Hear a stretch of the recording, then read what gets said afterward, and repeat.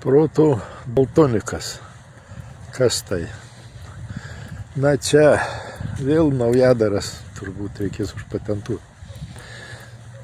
Mes žinom, kas yra regėjimo daltonikas. Tai žmogus, kuris mato dvi spalvas. Tai visiškai nesusijęs su intelektu.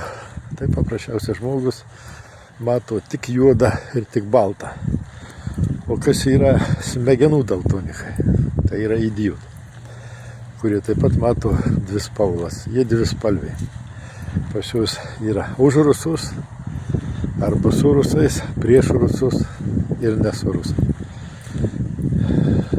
Pasisakyk prieš karą Ukrainoje, tu ruskis. Kažkada pasisakydavau prieš vakcinas, aštriai pasisakydavau, mane kaltydavo tu su rusais, nors Rusijoje taip pat vyko vakcinavimai. Pasisakyk prieš pedofilus, labiausiai puolam. Aš padaręs nemažai video apie pedofilus, prieš pedofilus ir buvau labiausiai puolamas. Pasižiūrėkit, jei netingit, jūs pamatysit, kokie komentarai po tų video. Prieš pedofilų klaną būtinai būsi apkaltytas rusų fašistų, važiuok į Rusiją, tau čia blogai. Gerai, kad pedofilai valdo, svarbu, tu važiuok į Rusiją, tau čia blogai. Čia jų tokius požiūris, tų dviejų spalvų idiotų, dviejų spalvių. Nėra kitų alternatyvų pas jūs, nes jūs smegenys kitų alternatyvų neišverda. Apie Epšteino salą, pasakiau, taip pat buvau puolamas tų pačių žmonių. Tie patys puola visur. Proto daltonikai.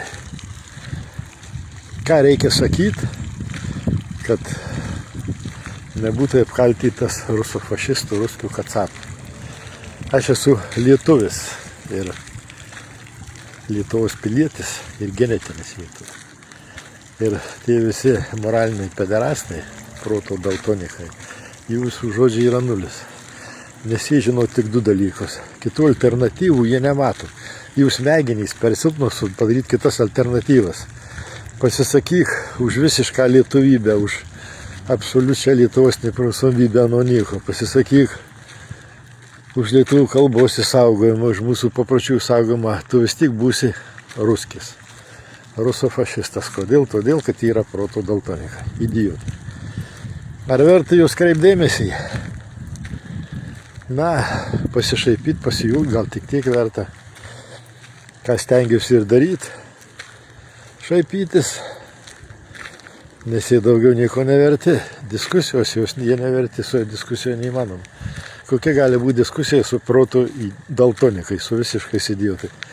Jie net nežino, kas yra diskusija. Kokį video be padaryčiau, visur rusų fašistas.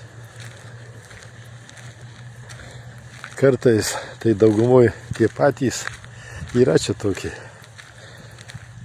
priklausantys Dominikui Kubiliui, kiek žinau, ten jau hebrytės, dalbajobai, kurie turi po daug profilių ir aš pastebėjau, kad jei puola, tai tie patys žodžiai, tie patys žodynai, tie patys argumentai, tai yra ne argumentai, ten nėra argumentai.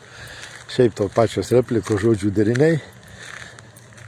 Matosi, kad rašo tas pats žmogus, tik iš daugelio profilių.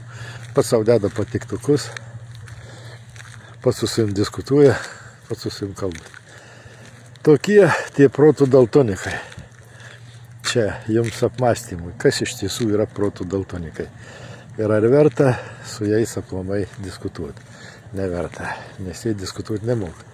Juk jie žino tik du dalykus, tik už arba prieš, tik juodą arba tik baltą. Visa kita jiems neegzistuoja. Labai daug susilaukiau jų puolimų po video apie Epšteino salą. 2 padariau ir abu sykius puolimas buvo didžiulis.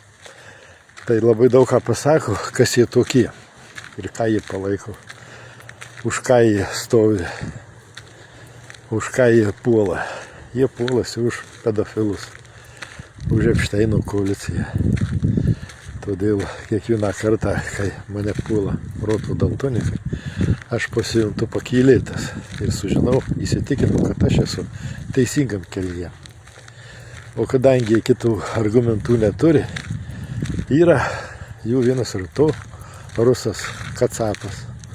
Ir viskas trumpai ir aišku. Jų proteliams trumpai ir aišku. Jiem iš ko daugiau nereikia. O šiandien ką tik vėl po video apie Olį, apie jo, kaip jį puolama, užsipūlė vėl viena mane tokia moliūgėlis ir taip pat rusų fašistas. Apie Kapčiamiesčio poligoną pasisakyk prieš poligoną rusų fašistas. Jie neturi kitų alternatyvų. Nėra kito. Smegenys jų per mažos supras kitas alternatyvų.